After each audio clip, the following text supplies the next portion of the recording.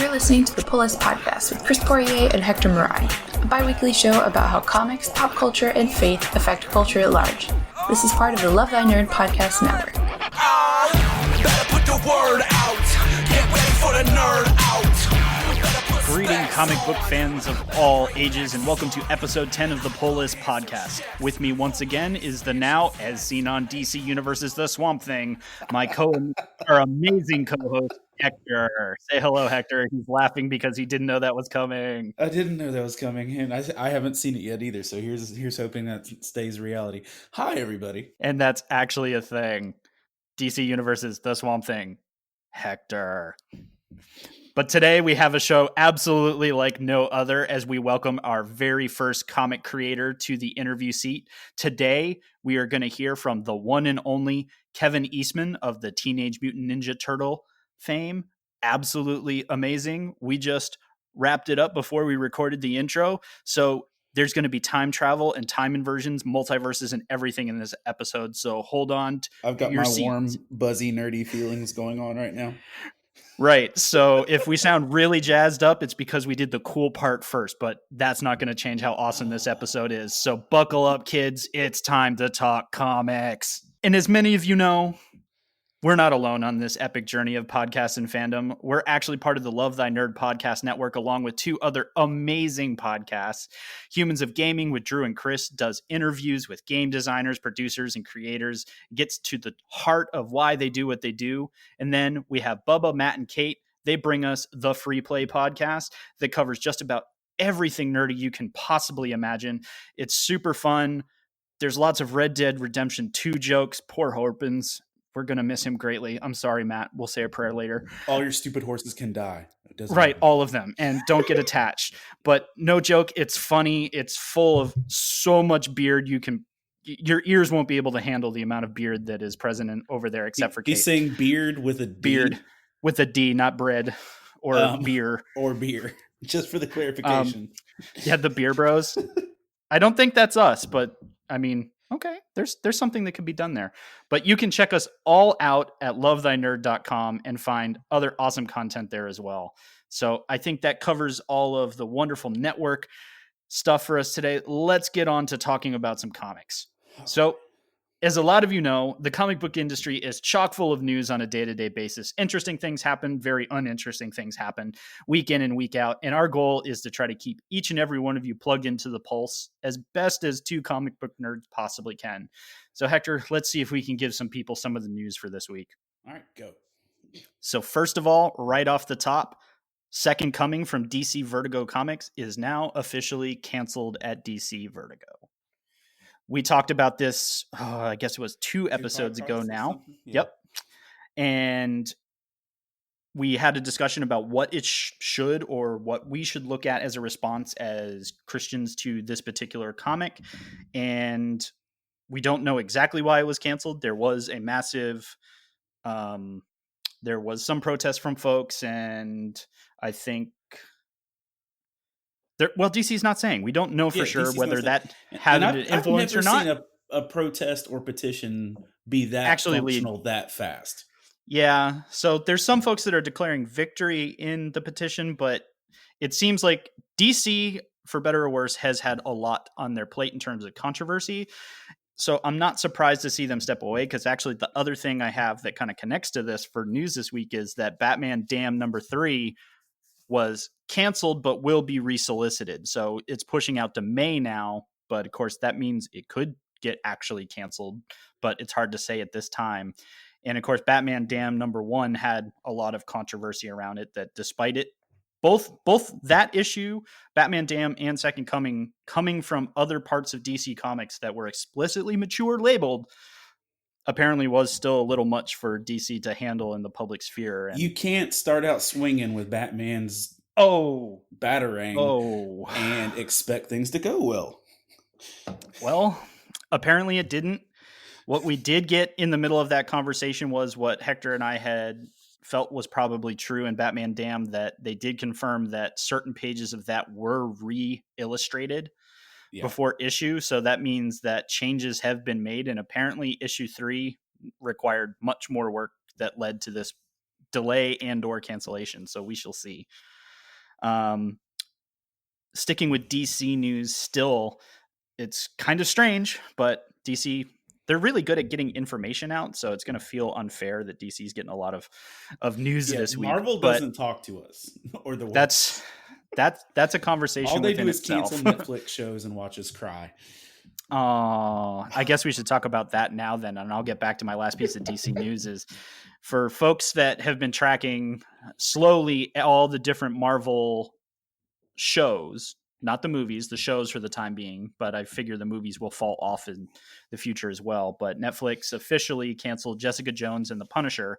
They will air season 3 of Jessica Jones. Which, by the way, if one of those two shows needs a season 3, it's not Jessica Jones. And yet here we are. And here we are. So there's been a lot of discussion on the wires about what is this about? And I know personally for me, just reading the tea leaves, such as it were, is Marvel and Disney still have their own streaming service coming. Now with contracts and everything, that doesn't mean you're going to get your favorite characters back. In fact, by what most people are saying about the contracts, you most likely are not. But with them coming with their own service, similar to DC's universe, probably some point this year, it looks like Marvel and Disney are cleaning up their content from other streaming services, except for Hulu for some reason. And Hulu also has made some statements that they might pick up the Netflix discards. So I think we're going to have to see what happens with the new streaming service that should be coming out. Because DC kind of did the same thing in preparation as they started kind of pulling their content back. That's at least what it says to me. But yeah, with the Hulu discussion being interjected recently, it's really hard to say for sure. But either way, no Punisher season 3, at least with Netflix by the looks of it. And that's now the sad world that we now live in. You had DC news? Because I have a little DC discussion. Yeah, I'm curious. Yeah, so the last bit is we also talked about this either in the last episode or the episode before about DC canceling Omnibuy, the collected Ultimate Editions. Theirs are Absolute Editions. 5 more hit the cancellation racks this week, which has honestly left a lot of retailers and circles and fans going, what are you doing? Because I'm not sure if any Omnibus or Absolute Edition has actually made it to print. And all of these have been canceled usually a month out. So like at FOC or final order cutoff, retailers a few weeks in advance have a chance to adjust their orders of inbound stuff. So we're like, yeah, we want those things because our customers like collectible edition hardcover things. And they're disappearing either just before FOC or after. And it's strange, and there doesn't seem to be much of a reason. I'd love for someone in DC or near DC to give us an idea of why, because they seem to be mainline characters. It's not like, oh, we're running a random catch-up book of someone that literally no one has ever heard of. They're all mainline characters. It's just strange. It is, and my DC comment was also, it actually tailors right into that. 4 days ago for us, which is, somewhere in the middle of February, there was a tweet from Tom King where he put out an image that if all of his Batman run, which would be an Absolute Edition, and oh gosh, it'd be more than an Absolute Edition, but it's because he's planning 100 issues. He put out an image of what he wants the cover to be if all of his work is ever put together for Batman. Ooh. But here's his tweet. He says, the whole run is in there. If I ever finish this thing and it's all put together somehow, I hope this is the cover. And which sparked a nice little Twitter tirade from his readers of what is with all the ifs in that statement. Of they're like, if you get to finish this, and and they really started prodding the question of like, is this extending more than just collected works? And like, so there's already some online rumor mill action going around that it's not even going to be finished. I don't really believe that, but it's blown up just because he left a lot of open-ended stuff with that tweet. Ooh. And he's really good at poking the internet Twitter bear as Oh, hard as he possibly can. And it's usually by doing things like that. Tom King is not an unintelligent man. He's a pretty bright dude. And I mean, his writing shows that, but you know, he used to work for the CIA. I mean, we've talked about that before, and it's like you could take your pick on, you know, government wonk, whatever, but the guy he can put a sentence together, right? Yes. And just hearing that, I have flashbacks to time I spent in government. It's that word "if" is there on purpose. If that word "if" is there, that's saying, hey, all of Batman is getting canceled and you're never get a hardback again. Oh God. I'd say you heard it here first, but I don't want you to have heard it here first. You don't need to have ever heard that. That's not a thing.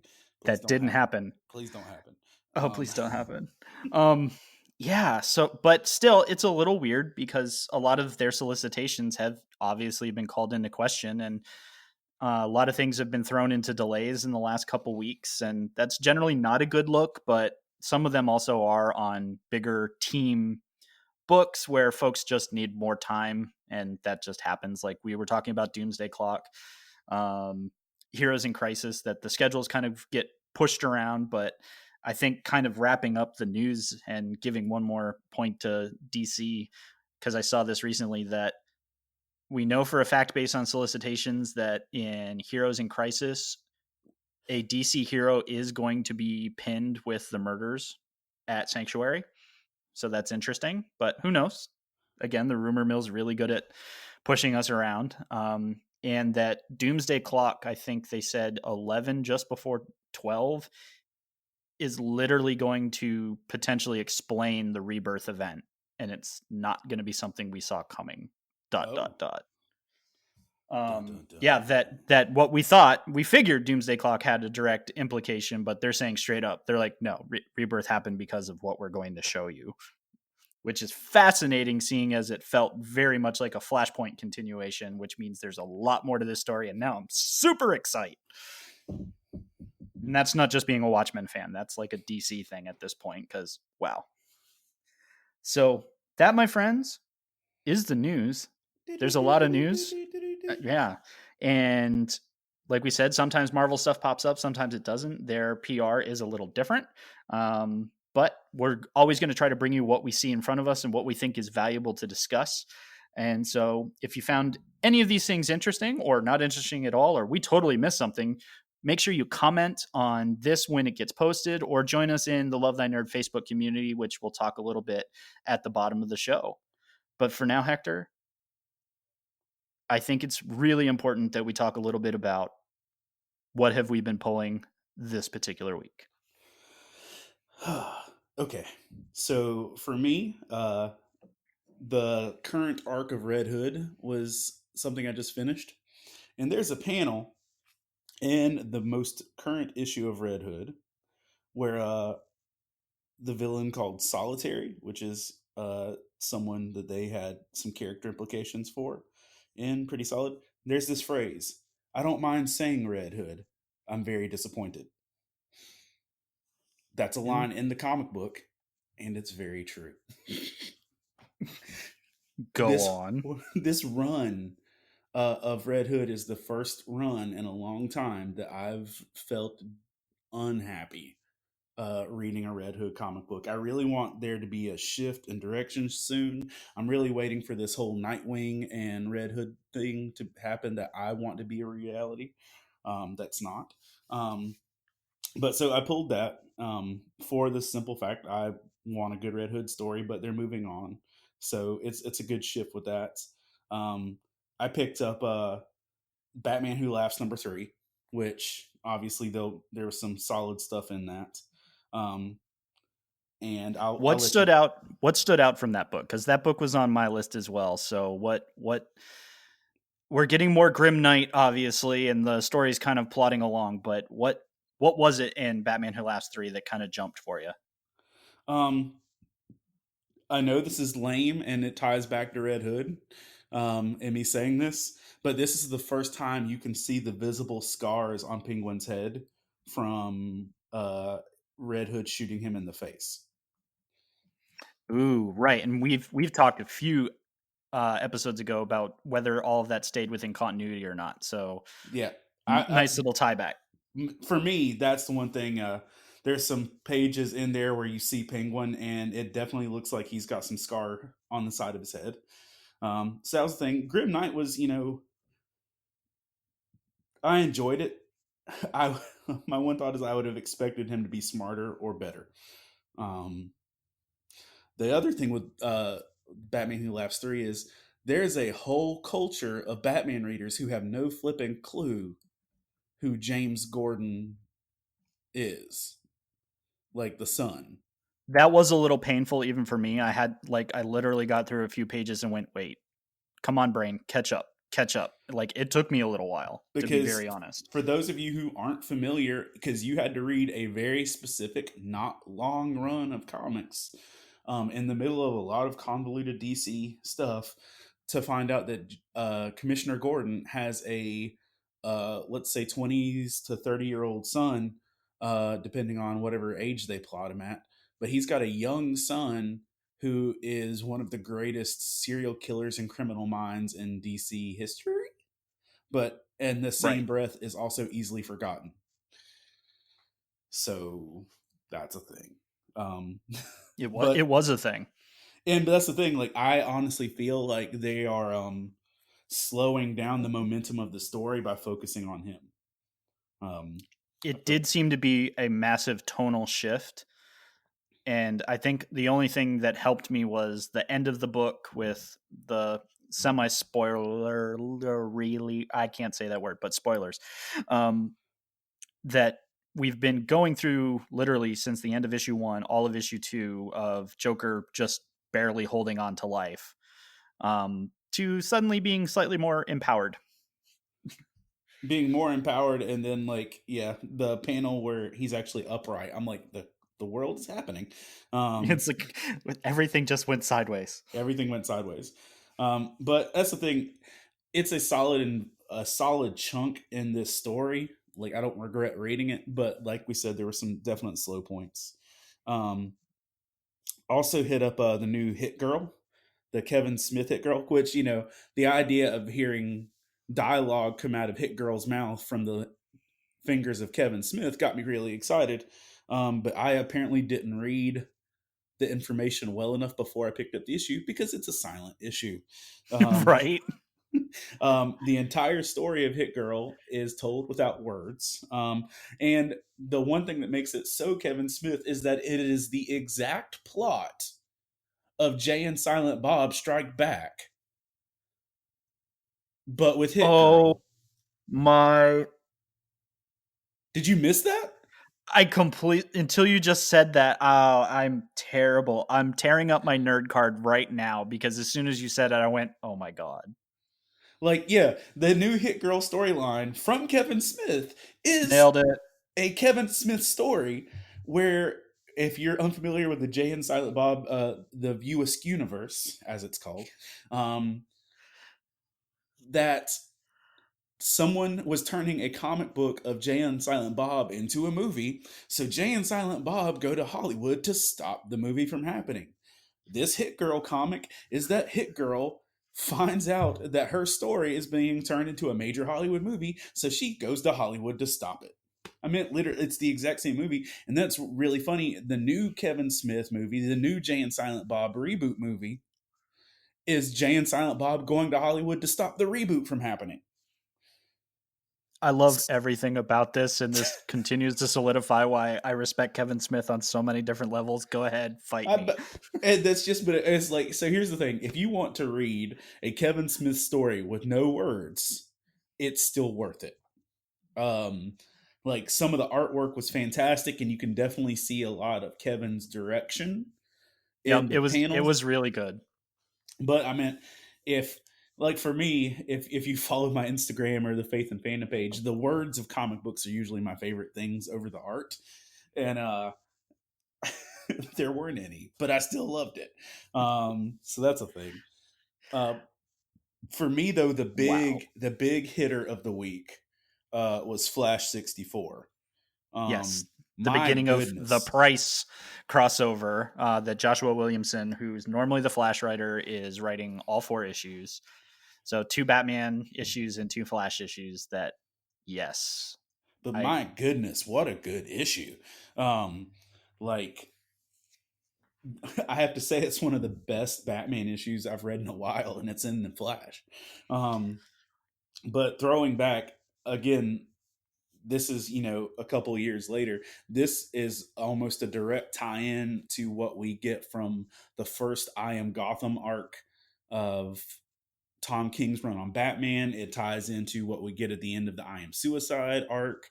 It also ties into what we get after the not wedding of Batman and Selina. So there's a lot of stuff in there, but I also feel like, we're heading into some more Flashpoint stuff in the near future. But yeah. No, I think the one thing that I really liked about this issue is one thing that Williamson has done in his writing of the Flash is Barry talks to himself a lot. And so depicting that can be difficult in comics, but Williamson and his art team has taken this idea of whenever you get a red box around something, that's Barry's inner monologue. And I straight up nerd giggled when I saw the first black box in this because he gave Batman his inner dialogue in a Flash book. And I think my favorite part of the back and forth of this particular issue was literally Batman talking to himself about that Barry Allen kid's really freaking smart. And Barry Allen being like, that Bruce Wayne dude is a heck of a detective. And then verbally, they're jabbing each other because that's what they do.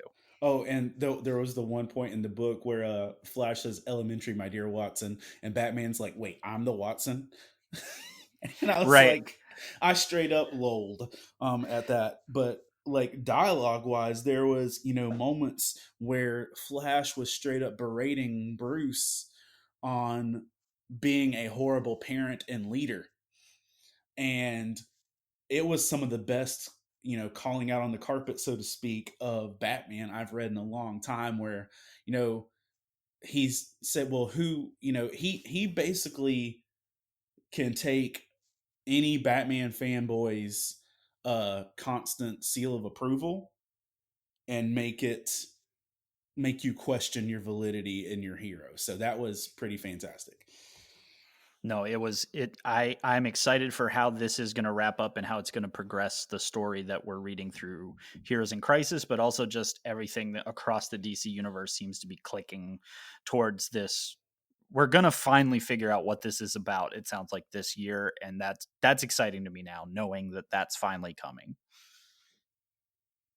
That was my pull. Anything we deferred on? Right. So we definitely hit those things. I'm still reading Gideon Falls. So Gideon Falls from Jeff Lemire.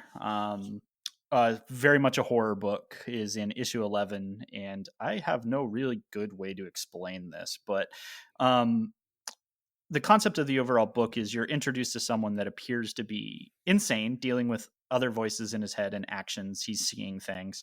So you're getting a lot of the story through him and his therapist, but also this priest that's been literally dropped into this town because the previous priest just, you don't really fully understand what happened, but the archdiocese is like, this is where you're going. And he's like, cool, this sounds not great.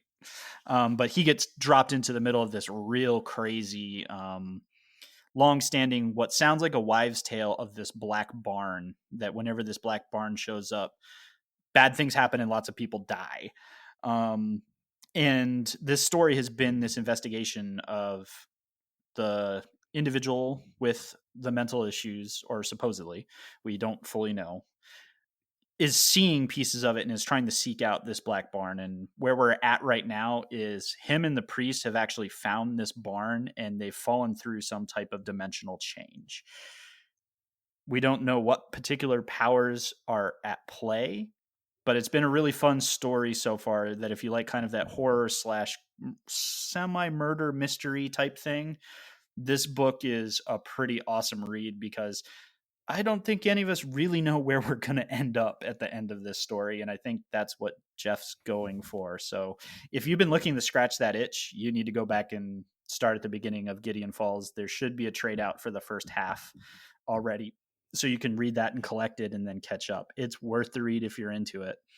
I also have been reading a book called The Long Con from Oni Press, which is literally a post-apocalyptic story that all these people at a convention survived an incident. We don't know what the incident was, but they've all been in the middle of this quarantine zone. Like someone dropped a bomb on a convention and they all survived.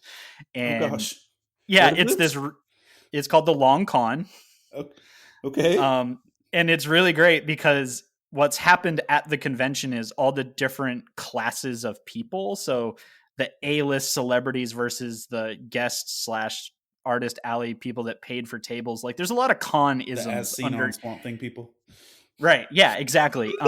And they've classed themselves, and there's like this mini Hunger Games going on in the middle, but like making it through the post-apocalyptic wasteland of the convention has to do with what level pass you have, whether you're press. It's so funny in the meta that for those of us that's that happening. that has spent a hot minute in the convention world, this is, and they've tied sci-fi into it, which is probably the longest running thread about fan fiction and actors who are way past their prime but holding on to what once was. They've hit a home run here. That's a metagame that probably some people are reading and going, I don't get why this is funny. But if you've experienced the convention life at all, and also the comic book industry, because they've got some things going on in there that it's a great satirical look at things that I think a very particular audience is going to enjoy. And I guess I've forgotten to bring that up on this show because, yeah, Hector, you should be reading this book. Oh, absolutely. How many issues are out? It's out to issue 6, so a trade might be coming. There looks there is a trade edition that just came out this week for the first 5 issues. There you go. That sounds perfect. Okay. It's worth it. There's a couple folks in that book that are really fun, and I think Oni is really doing some fun stuff. I mean, they're the ones that own the Rick and Morty licenses and stuff like that, so they kind of do off the wall anyway, but this is fun. It's original content, and ever since I got introduced to it a year ago, I was like, oh, this is going to be hilarious, and it's paid off so far. Okay. Otherwise, I think the only other book worth mentioning out of my poll for this week is I did read Wonder Twins #1, and I didn't hate it. And I think it's fair for me to say that because I'm not a lover of the Wonder thing that's going on, because it kind of feels like the quest for more money that you spun out a bunch of people from literally a book you just started. But you know what? From the nostalgia point of things, getting the Wonder Twins back, it was a fair setup. It was, literally the twins are they're living through high school and that kind of thing. And it felt like the Wonder Twins. It didn't feel like I was having a concept jammed down my throat or anything. That it was just, I'm looking forward to the second issue and hoping it kind of holds on to this kind of jovial approach to this, because that's what the Wonder Twins has always been to me from the cartoons and Super Friends and all that. Is it's kind of weird and interesting and fun about these shape-shifting aliens that kind of just get thrown at Earth. And it's one of the things they do in this book is they're like doing historical show and tell. And he's like talking about the mating rituals on his home planet to this high school class. And the teacher's like, what?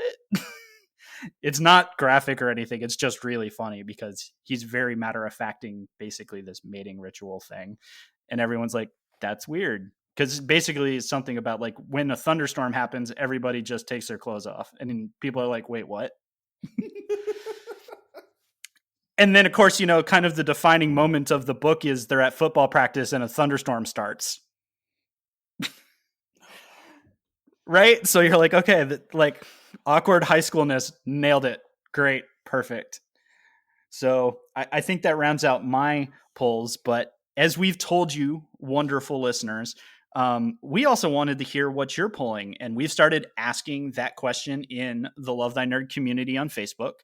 And we had some folks give us some feedback. So we wanted to make good on what we said because we think it's fun to do so. And from the community, from Love Thy Nerd community, Adam Elliott brought to our attention Ghost Spider #5. And Hector and I have not been reading the latest iteration of it's Gwen Stacy, Spider Gwen, that they've renamed Ghost Spider for marketing purposes and, well, reasons. Marvel, stop it. It's Gwen.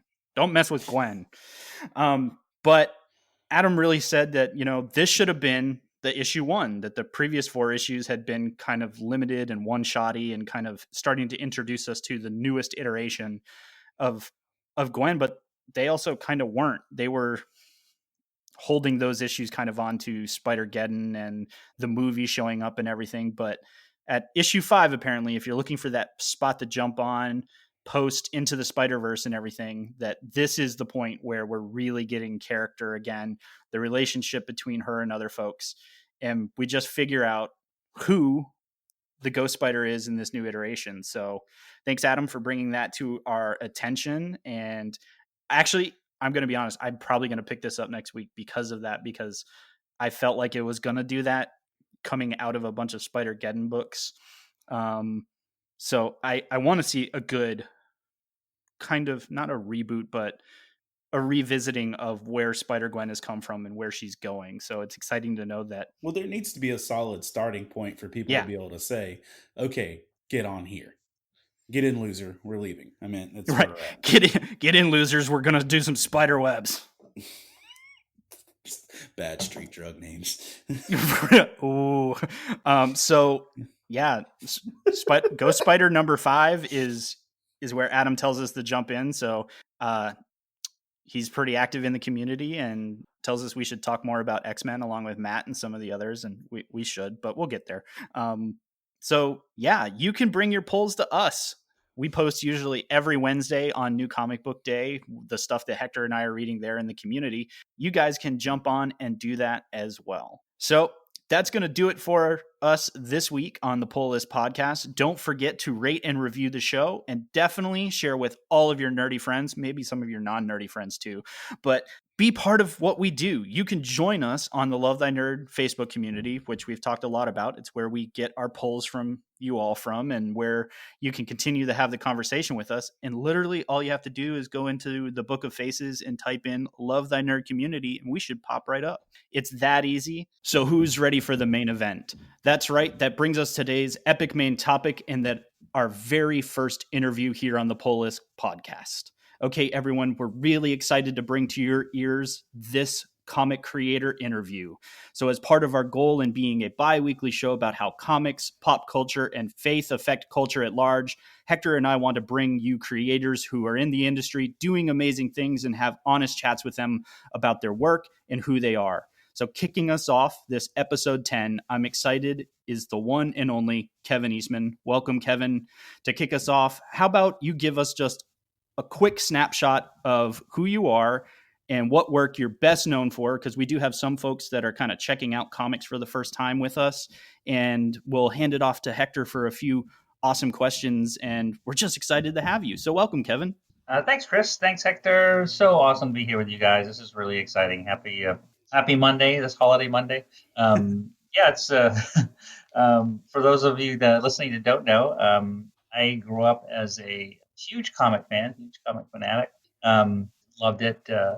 Became a passion / obsession in my young life, to the point where that's all I ever talked about wanting to do. And my parents were really quite sure I'd be one of those kids that never moved out of the basement. But I was lucky enough that I pursued my dreams. I was supported by my family and friends. And in the early, I guess probably 83, I met an artist with similar interest, Peter Laird. Bonded over one of our iconic comic book heroes called Jack Kirby, named Jack Kirby, who created most of the Marvel Universe. And it was Jack's work that inspired us to co-create the Teenage Mutant Ninja Turtles in 1983. The first sketches evolved one fateful night in November of 1983. And we fell in love with the project so much that we decided to self-publish it.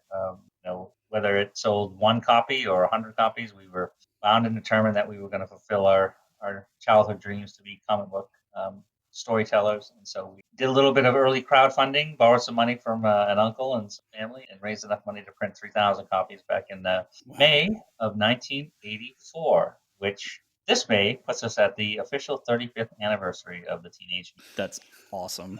Yeah, but this little book, Teenage Mutant Ninja Turtles, some of you may have heard of. So wonderful. So thank you, Kevin. Hector, what do you got for us? Just hearing this and that, how you began and how your start really kicked off with that. Obviously, you're not done. You're still a creator. You're still doing things that are affecting this climate and culture.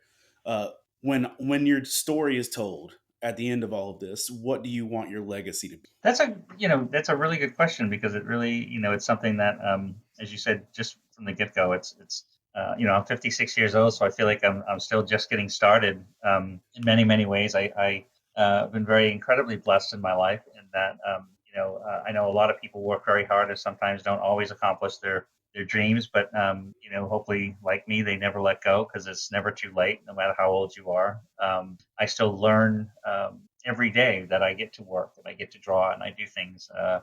I still learn something new and discover something new that I didn't know, or one of the other great, awesome blessings, I guess, that I get to share in with my creation, the Teenage Ninja Turtles. Peter's more or less retired, so I'm still very active in the Turtles universe, as I get to meet a lot of other creators and artists. So many, I call them kids because they're much younger than I am. A lot of the artists I work with, for example, are half my age and draw better than I do. And they inspire me to continue to grow and evolve and learn. Wonderful. And I guess it's this experience of what I've watched grow and start and evolve and change into to how important it's been to my life, and how much it has affected and inspired other people around the world.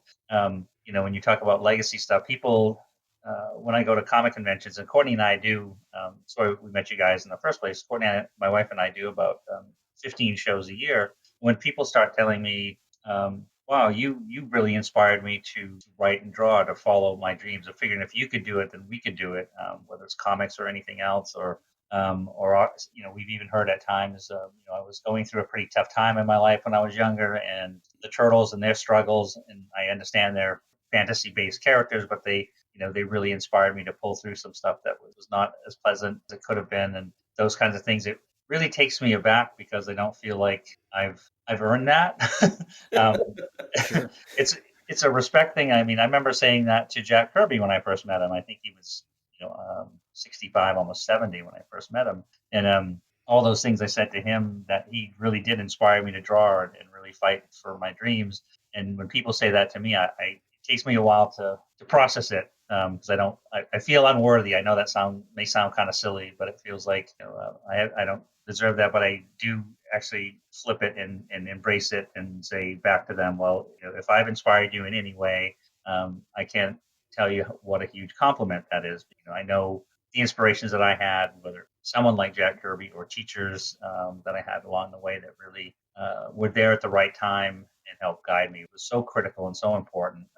Things that when you feel kind of lost and abandoned out there, and you don't know if you're going in the right direction or not, it's pretty fantastic. So I guess if I had to come up with what a legacy thing might be, I guess tried to do the right thing. And I guess when this goes back to when I was younger, I had an aunt that took us to church. It was basically a Christian-based, kind of non-denominational, just the message of love, and love conquers all.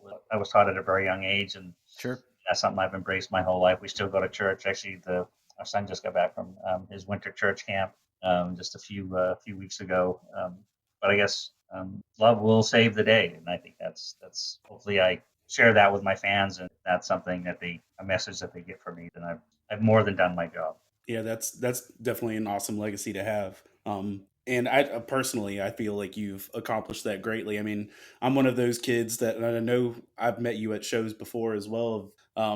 Like I've had those stories. Like I was a latchkey kid that I literally feel like I was raised by Splinter and the Turtles. So it's one of those, moments of you've affected so many people beyond just that initial 3,000 printing. As just a creator, in doing what you're doing as an artist, if the Turtles are your most well-known professional creation. Are you okay with that? My goodness, yes. I mean, it really is. When I think of the Turtles, really came from such a good place, a good-hearted place, in that a couple of kids, Peter and I, following a dream, and kind of wrote the story as the kind of story that we would like to read. Might be edgy as far as content goes, but it was not overly violent. It was not overly No, not at all. abusive, or we didn't feel that to tell a good story. You don't. I look at, it's one of my favorite movies, and one of my favorite inspirations is like Indiana Jones, for example. You don't need cursing and hyper violence and things like that to tell a good hearted adventure story with a hero overcomes such incredible odds to accomplish what he or she believes in, that I felt like that was a message that we wanted in all of our comics. That's really the fact that we've been able to do that. Even and I look at I was just in New York City. We were promoting and talking about some of the new Turtle toys coming out from a new version of the Turtles called Rise of the Teenage Turtles, where it's a version of when they're much younger than you've seen them in other incantations. And what I said to the audience there in discussing them, I said, we've seen Turtles evolve and change from the black and white comic books to the Archie comic books to the early cartoon shows, to the things that one of the things that always is a constant is that love and heart and soul that Peter and I put into that initial story. That's the most important part. It's about family, and if you have four mutant characters, whether the Turtles are not, or it's they're adoptive. They may bicker like brothers will, but they always are there for each other. Their adoptive parent is Splinter, and he's a rat, but he teaches them right and wrong, and to have moral guidelines to stay true to in their life. But family is most important. And I always point to, when I do slideshows at conventions, I always show this one image from the end of Turtles issue 11 that Peter and I did that out of that initial run back in the mid 80s, where it's a picture of Casey, April, Splinter, and all four Turtles around this wood stove out in this farm station out in Maine. I'm sorry, in New Hampshire. The fact that you remember all of this is great. Go on. Right. Please go on.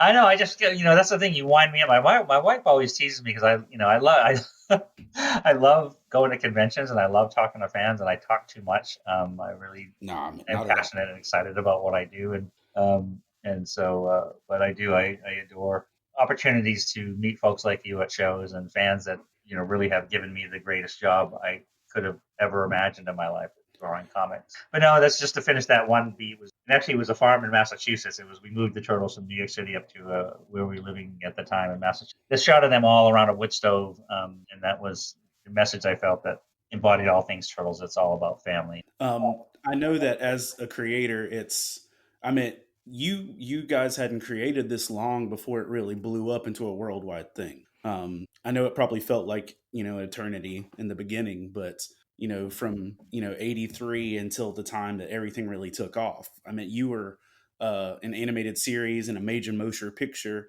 within a decade. So I know that you've had to let go of some things, or and watch other people work with your creation. And not to ask to be negative or anything per se, but has there ever been a version of your characters that you just couldn't get down with, or thought that's not it? No, that's a great question, and it is really just going back to the first part of your question was to us it was insanely quick, the evolution, because especially when I look to the initial when we put out the first issue, we never thought we'd sell, say, more than a couple hundred copies at most. And the fact that we sold out and did another printing, and then people started calling and asking when we were going to do issue 2. That's why issue 1 was self-contained, beginning, middle, and end, because we never thought we'd have an opportunity to do issue. And when we created, wrote it, and started solicited it for sales, when we got the numbers back of the initial orders, it was enough copies. It was around 15,000 copies. And Peter and I did some quick math and figured out that we can make enough money after we pay for all the costs of doing it to actually pay our rent, and eat all the macaroni and cheese we want, and draw comic books for a living. So this was January of 1985, and at that point, I would say, even if it lasted for 6 months or a year or 2 years, the dream had come true, because we didn't have to work lots of odd jobs and do lots of other things. We were now drawing comic books full time. So that's amazing. It couldn't have gotten any better. And then then things got crazy. By 1987, we were doing role-playing games and some limited licensing, and then we were approached to do a cartoon show and a movie. I mean, sorry, cartoon show and toys, which that's 3 years, which is very, very fast. And we were sort of scratching our head, going like, "What the heck's going on here?" By 1988, literally 4 years after we created and self-published this first comic book, we had one of the highest rated shows on TV for kids cartoons, not highest rated, kids high rated show was kids cartoons. All the other shows were just jealous. It's okay. And the toys were going crazy. So what's that? I said the toys were great. Oh, thank you. No, I love that. Those first line of toys will still be the most precious, most awesome. Same here. Yeah, it's definitely the same here. And my wife is, I have to admit, my wife is actually more of a turtle fan than I am, which blows my mind. I love it. She's like, no, she's great. That's why I had to get her the first membership to your fan club, which people should check out. We can do plugs here at the end. It's absolutely worth it. But she sought out all the hard heads from the first series of toys because she's like, no, the hard heads were the first one, so I have to have them. And at first it was, yeah. And then she was like, but they can't be on card because I'm definitely playing with them. Oh, that's so awesome. Yeah. But yeah, just that case in point, which is, it brings us right back to your point, the different versions of the Turtles. I mean, when you think that, the original black and white comic books had a little bit more edge to them, they were intended for an older audience. And when we started working on the cartoon shows and toys, we knew those were being designed and the stories would be tailored to fit a much younger audience. So we changed a number of things, softened up some of the origin story aspects. We added things like, and actually it was Pete's idea. They asked us to try to come up with a way to tell them apart more easily, and Pete came up with the different colored bandanas, which was awesome. And so right away we had, by 1988, we had 2 different versions of the Turtles, 2 different worlds. I call it Archie Comics. And we did Archie Comics, adapted the animated episodes into comics. And then we still had the Mirage black and white comic book for the slightly older audience. And then by the time we got to the 1990 Turtles movie, the first Turtle movie, that was really a blending of Mirage black and white comics and the animated series into a version for all ages. So done, so the parents hopefully would enjoy it as much as the kids, or find something. And then from that time on, there's always been different versions of the Turtles. But we grew up, and still in our industries, I'm still as much of a fan as I've ever been. I like Captain America, and I like Daredevil and X-Men and some of those things. And there's usually often different art teams that work on them. Some particular storylines you like better than others, but it still, embodies the character that you're passionate about, or one of your favorite characters. And with the Turtles, it's very much the same. All the different movies and cartoon shows and things that have been done since 1988, the first cartoon show came out. There's been different versions of them, but some I've liked more, some I've liked a little less, but none of them, I didn't hate any of them. They were just done for different audiences with a slightly different take. Some I liked a little more, some I liked a little less, but I think all of them kept that heart and soul that I think important. Represent the characters anyway, and that's where that's the beginning, middle, and end. Awesome. Yeah, I think that's great to hear from you that so many have maintained that heart that can give a lot of us comfort in knowing that the heart of who your creation was intended to be has been maintained. And sure, some you like more than others, but that's going to be natural in the course of life, like you said. Well, also you brought up too that I sold my interest in the Turtles, probably 15 plus years ago now. And what's so fantastic is the kids and that were original fans of the Turtles have grown up, and the ones that are working in the industry now, whether it be the artists on the IDW comics or the people, Ciro Neely and some of the guys that designed and developed and are working on the Nickelodeon cartoons and those kind of things, grew up as fans of the Turtles. And so even though we don't have, neither Pete and I have final say or control over the characters like we used to, they remember those original Turtles, and out of respect, they make sure that it stays true to their vision and their what they fell in love with the Turtles in the first place. So that's pretty awesome. So they do the work for me, and I get to stay here and create and write and draw. So they do all the heavy work. That sounds like a win. Yeah, take that win every day. Well, we want to respect your time, but we definitely want to get this on the table of, we've talked a lot about where you've been, and lots of turtles, which is awesome. But what are you working on right now that you're really excited about? Is there anything coming up that you want to let folks know about that you're involved with? Just what gets you on fire and out of bed every morning right now? That's a 12-year-old child does that usually. But we have me and my wife, Courtney, and I have an awesome son, Shane, who's 12, and I was working in New York this weekend, and she was up at a soccer team, went into the state finals, state cup, Wow. in Oh, that's great. California. So he loves his sports, and he's great. But no, but it's such a wonderful year this year in so many aspects. I mean, things like the official 35th anniversary of the Turtles, which is fantastic and mind blowing. That Yep. it's still such an active thing, and so many people out there. You get so many incredible fans. Not only our original fans and supporters, this whole new generation of younger fans was incredibly cool and mind blowing. I actually started, to celebrate the 35th anniversary, where the Turtles were an original self-published project. I'm going back to self-publishing starting in May with a book called Drawing Blood.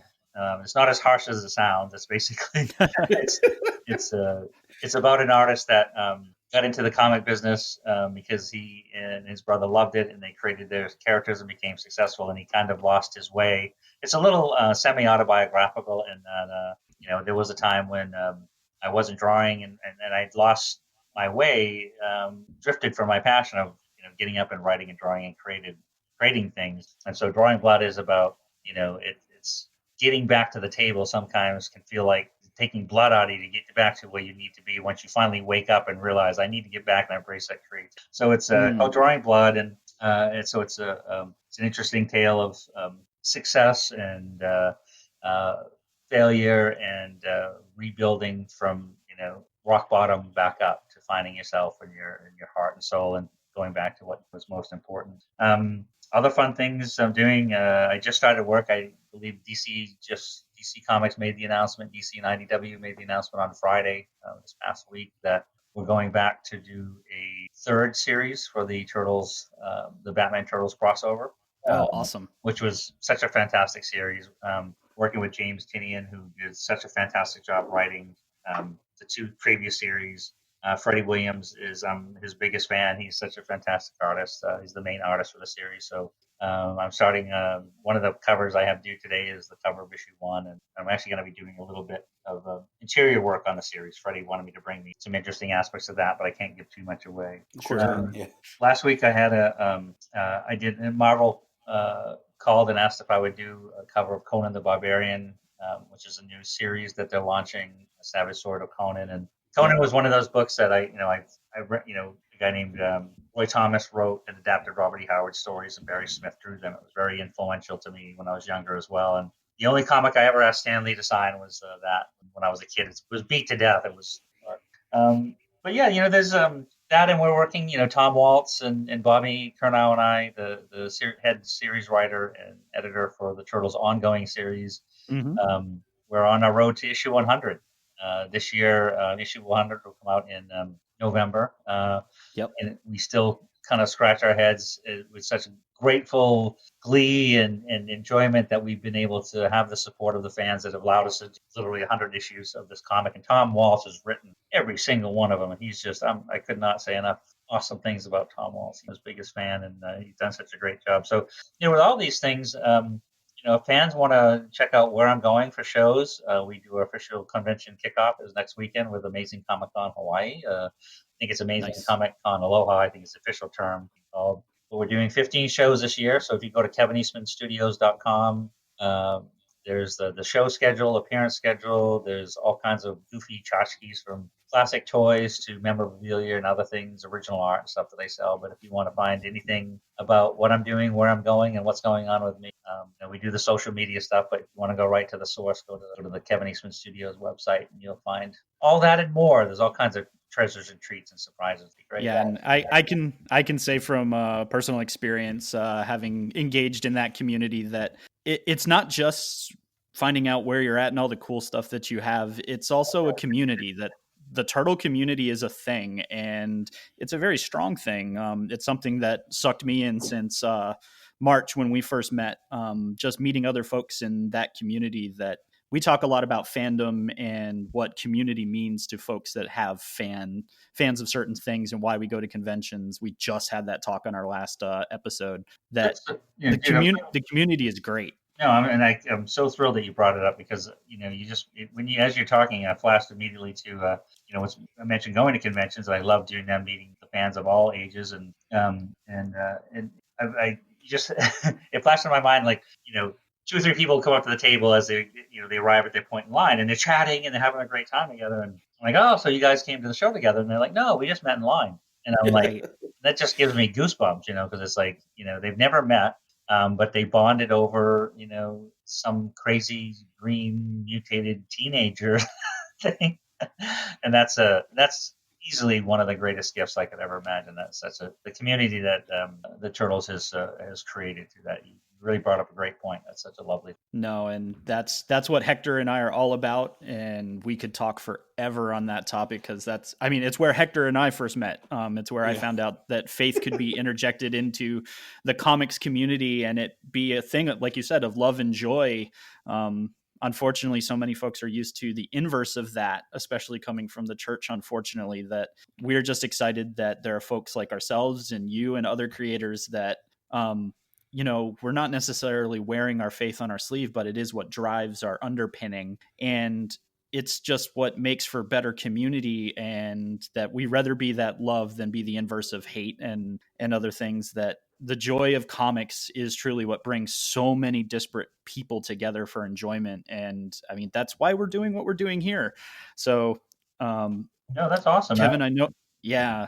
No, I could agree. It's like, the first time I brought someone to who had never been to a comic convention, they walked around with such amazement and wonderment. Like, this is, they just said, this is the happiest place on earth for so many people. They get to, out in the world where sometimes things can be a little harsh. People at your job, whether it be in a factory or Starbucks or who knows what, it doesn't matter. They might look down and kind of frown a little bit on some of the things that you like, and use that opportunity to be unpleasant, and that is so unnecessary. I just feel like the church that I was brought up in, and the faith that it all is all about love, and if you spread that love and that positivity, and you embrace that, and that's infectious. And I think that what you guys are doing with this kind of a podcast, with this kind of thing, it's one and the same. It's just a wonderful place, and it's just positivity, happy, love, treat them like how you would like to be treated, and it's just it just puts a smile on your face, and that's the easiest thing in the world to do, is to make somebody smile. And it's not that hard, and the people that go out of their way to try to create the reverse effect of that is just very disheartening. But you have to keep it a stiff upper lip, and stay true to yourself, and keep spreading the positivity. That's what's going to change things. No, absolutely. We couldn't agree more. We know you got a lot of covers to get to, and sounds like some other projects for the day. So Kevin, Hector, and I both just want to thank you so much for taking some time out of your day to come and be our first live interview for this particular show. Hector and I have a few other things to talk about, so we'll put this show together, and folks will be seeing it really soon. But thanks for coming on and chatting with us today. Always a pleasure. Kevin Thank you so much. Is definitely one of my favorite folks from On the Road. Him and Courtney are just great people. The Turtle community is worth plugging into. You will meet a bunch of amazing folks. And even if you're not a Turtle fan, if you get in that line, probably by the time you get to Kevin, you probably will be, just by talking to folks. And you also I've stood in a lot of lines for a lot of creators, and even before Oak City, I stood in Kevin's line. I think maybe Heroes Con or something, and it was a great experience. Just literally the time I spent even in line to get to talk to you. So it was a good time. That is so awesome. I really do appreciate it. That means the world to me. And Chris, Hector, it's been my pleasure talking to you guys today. It's been an honor to be your first live guest, and that's super. It's special to me as well. So I appreciate it very much. You guys carry on having a great rest of your day, great rest of your week, and hopefully we'll see you out there in the convention circuit this year. No, absolutely. That is more likely than true. You'll definitely see Hector this fall. I'm going to try to make it back. We'll see with the new job, but otherwise I'll be on the road this summer at other places. So hopefully I'll run into you and the gang. Awesome, guys. Thanks each and every one of you for joining us on this awesome episode number 10. We've hit double digits here at the Pull List Podcast. We've had our first interview. It was super awesome and amazing. Thanks, Kevin Eastman, once again for coming on. Definitely make sure you check out all of his stuff. We'll have those websites and some of his projects in the show notes for you to check out. But that's going to do it for us today. So remember, kids, read more comics. You've been listening to the Pull List Podcast with Chris Poirier and Hector Miron, part of the Love Thy Nerd Podcast Network. Be sure to rate and review the show and share on all the social media. 7 continents is a game of risk.